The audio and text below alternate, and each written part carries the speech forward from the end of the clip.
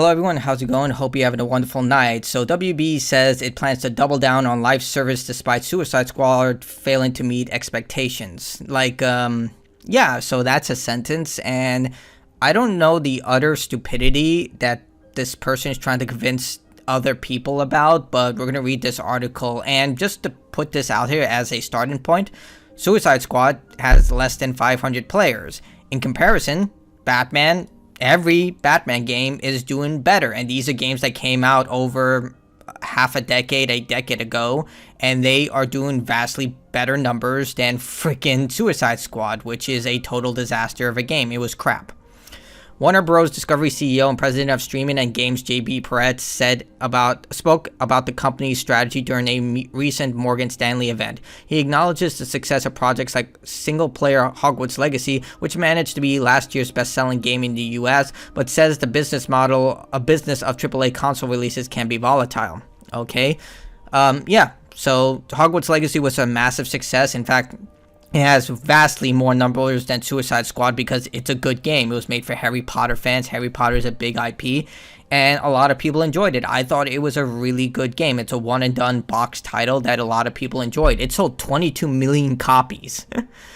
That's a great business when you have a hit like Hogwarts Legacy.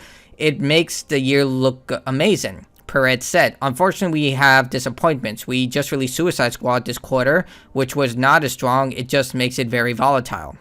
Now, I wish I could be a person in this meeting. I have no stake in this. I would literally just say, you are a dumb fuck and you have no idea what the hell you're talking about.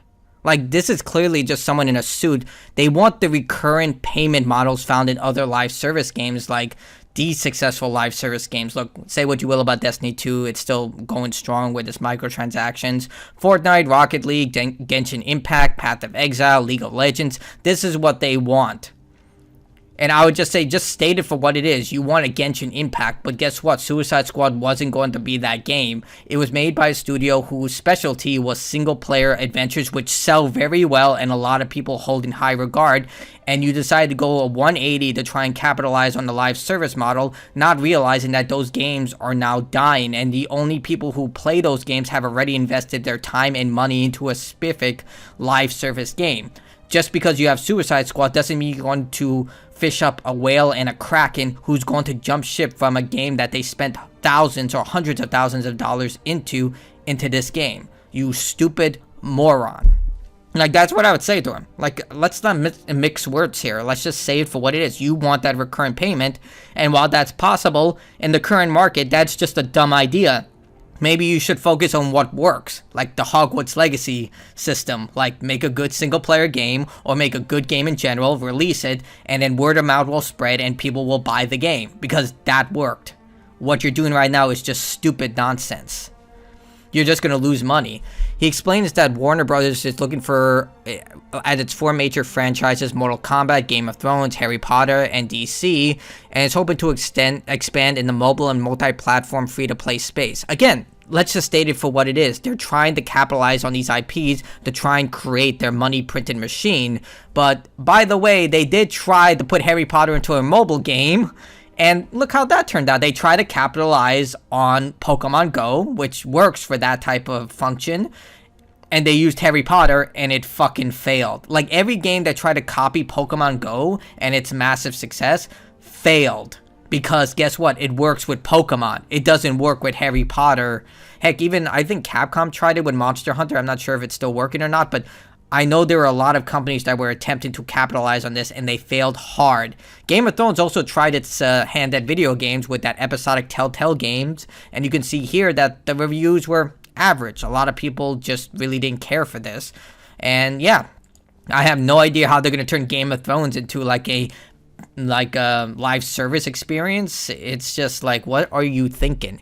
It will take some time for Warner Brothers' efforts to come to fruition, with Perrette estimating we'll see the impact between 2025 and 2027. He talks about the market being so volatile, and he's saying, we'll implement free-to-play and mobile game titles within these IPs that will see fruition in these upcoming years. Dumbass. If you think it's bad now, what do you think it's going to be like in 2025 and 2027? Do you think people, like right now, people are fighting back against these games? Anytime you say live service, people immediately just turn off. They're like, oh my god, we're gonna have another Marvel's Avengers or Suicide Squad. Like, right now, that is literally just poison for your game, and you're deciding to double down on the poison. Like, any investor with a modicum of just looking at these numbers should just be like, this guy is gonna sink us. Like, what are you thinking? He does say through the that the company will release more mobile and free-to-play titles later this year. Again, dumbass. Why are you wasting money on this? Who is your market? Like, imagine if you were to capitalize on the casual market, because that's also what they want. They switch games like that, like rapidly. I've seen people on the metro, on the train station, MTA, like playing Candy Crush and all that stuff. They switch games rapidly, and the second the game gets boring, it's uninstalled. That's it. It's gone forever in their minds. They're never going to reinstall that game. So, again, this is an executive talking about what he thinks will make money. It's like what happened with the Embracer Group when they said we hold our stockholders in high regard. They're saying they're saying the quiet part out loud, like freaking Krusty the Clown here. Like, are you dumb? Within the studio segment, we're doubling down on games as an area where we think there is a lot more growth opportunity that can tap into the IP, that we have some of the capabilities on the studio side. Where we uniquely positioned as both a publisher and a developer of games. That was a complete nonsense paragraph that absolutely meant nothing. You're just saying that we're going to use our studios to develop mobile and free-to-play games and try and tap into free money and try and create a next Genshin Impact. Dude. You're an idiot. This pivot will see the company emphasizing its live service offers too. Perret is interested, for example, in creating ongoing projects set in the world of Harry Potter. Now that I can get behind. Hogwarts Legacy was a huge success, but if you're going to try and tap into the live service free-to-play market, I just feel like they're repeating history. Like, dude, it's not going to work out. Just release good Harry Potter games. That's all people want. They don't want live service mobile games. Rather than just launching one and done console game, how do we develop a game around, for example, Hogwarts Legacy or Harry Potter that is a live service where people can live and work and build and play that a world on an ongoing basis, he said. You know, there's a game genre called that? It's called an MMO. Like, it's called an MMO, moron. Like, this is how you know this guy is not a gamer. He doesn't know what the fuck he's talking about. He's a complete idiot. He's just looking at this as a business perspective. And this is going to sink them. Because gamers hate this. And they're not going to buy your game. And even, like, for example, Multiverses just came out with this tweet saying, tap, testing, 1, 2, 3. And this game flopped hard. Like, yeah, it had a good initial release like Nickelodeon All-Stars, but afterwards it just fell and plummeted. But the good thing about Nickelodeon All-Stars is that it was a one-and-done game. It was a box title, they sold it, and then once they did that, they decided to release a sequel, and the same thing happened. People saw the game and they're like, okay, this might be fun, we'll play it. But this game failed very hard. It was a good meme game, but eventually people just went back to playing Super Smash Bros. Because it's a vastly superior game.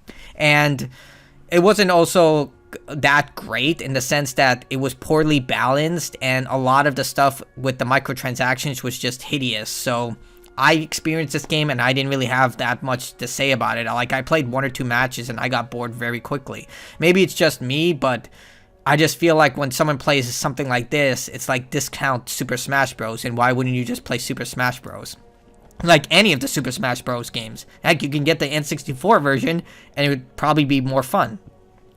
It's a strategy that will see Warner Brothers lean into its billion-dollar IP in a way that is meant to create constant revenue streams. There we go. This is what they're after. Right here. This right here summarizes everything they just stated here. They tried to leverage Rocksteady, who has an acclaimed reputation, or at least once had an acclaimed reputation. All the veteran staff have basically left. Co-founders gone, veteran staff gone, almost everyone is gone that made the Batman Arkham games what they are. They leaned forward on that reputation, hoping that it would catapult Suicide Squad, but then people saw the glowing tanks with the glowing purple orbs, and the, Captain Boomerang not using his boomerang, and all that garbage. So yeah, the goal is to create meaningful growth in games over the next couple of years. Dude, this is like Embracer Group. Again, dude. You're just saying the quiet part loud. Meanwhile, many already view the company's Suicide Squad game as a live service project, even though its developer Rocksteady seems uninterested in using that label. It is what it is. It's a live service game with a constant stream of updates and a battle pass. What do you call that? As for the Harry Potter universe, Warner Bros. Has been clear that it creates more adventures in that universe, including a Quidditch game. Okay, the Quidditch game I can understand as a live service game. It's, you know, a game that you add new maps, packs, new rosters. Like that, I can understand. Like, in a game like that, makes sense. But what he said here, that's an MMO. Like, why would you play Harry Potter when you can play Final Fantasy XIV when it has an established fan base, community, and is far more fleshed out than risking all your bets and creating a brand new live service game set in the Harry Potter universe and then hoping that those gamers will come and play that game? I mean, Hogwarts Legacy did have that in the Room of Requirement, but it was a very baseline system where you can build and create stuff. And more or less, it was kind of a time waster because you would just wait around waiting for your potions to craft and stuff to happen.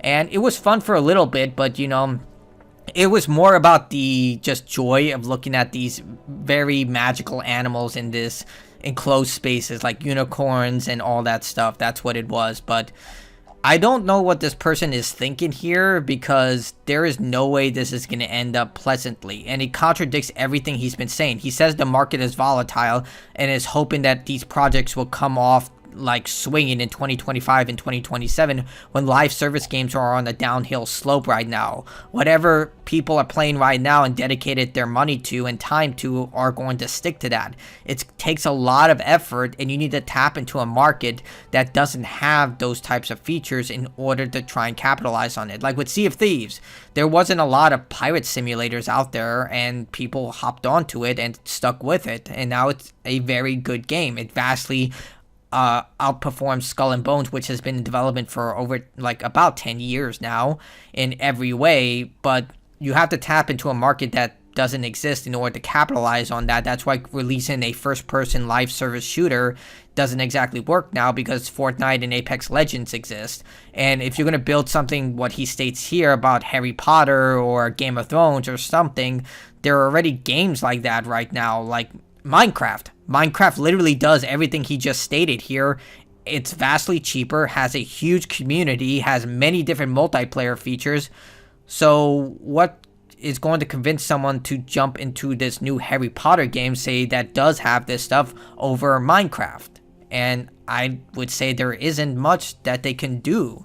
Not to mention, if the game launches in a very terrible state, and the gaming industry is extremely cutthroat. We can see this now, like with thousands of jobs literally being lost almost every other week. Like at the beginning of January, how many thousands of jobs lost? We're in the third month. We're in March, and already thousands of people have lost their jobs. Cuts within Sony, Microsoft, Supermassive Games. It's just happening everywhere. So everything this person is saying is just, it makes no sense, even from a business perspective, because you're taking what was successful with Hogwarts Legacy, ignoring that, and then doing something that wasn't successful and trying to further those goals, because everything about Suicide Squad shows that the direction you're trying to capitalize on is going to fail, because this failed. It's just common business sense, but they're chasing trends. And with WB in the state that it's in right now, with all the money they've been losing, not to mention restarting the DC extended universe, it just, I don't know what they're thinking here. Like, what are they doing? Like, they haven't learned from the past at all. But tell me what you think in the comments below. I think this is a completely stupid idea, but you know, I guess these types of numbers are appealing to these investors, but what do I know? I'm just a gamer. I'm not a multi-million-dollar executive at a multi-billion-dollar corporation, so yeah, maybe they see something I don't. Either way, tell me what you think in the comments below. That's me. Like, dislike, sub, whatever you want to do. Bye.